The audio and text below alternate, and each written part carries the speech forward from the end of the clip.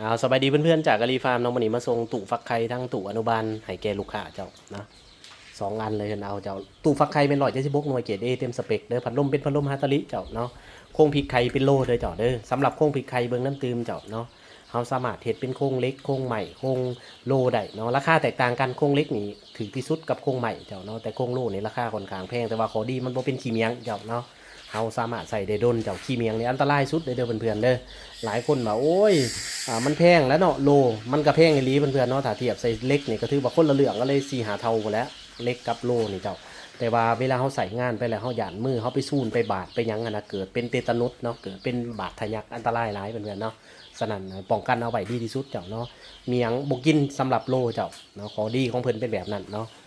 คันใส่เล็กระมัดระวังเวลาเขาจกไข่บอกเวลาเขาใส่ไข่ใส่ยังมือบาดแล้วเขาไปซูนขีมอย่างนี้อันตรายเพื่อนๆเนาะอันนี้เป็นตู้อนุบาลเนาะอนุบาลเป็ดไก่3 สัน3 ล็อกเจ้าสันหนึ่งกับประมาณ100 กว่าตัวระบบออโต้เด้อเจ้าเด้อมีระบบน้ำให้กินอัตโนมัติแล้วก็มีพวกก๊อกน้ำมีอันนั้นระบบตัดอุณหภูมิอัตโนมัติเจ้าเอาขอบใจหลายๆที่ติดตามรับชมเจ้าเนาะผู้ใดที่มักก็ติดต่อมาหาเด้อ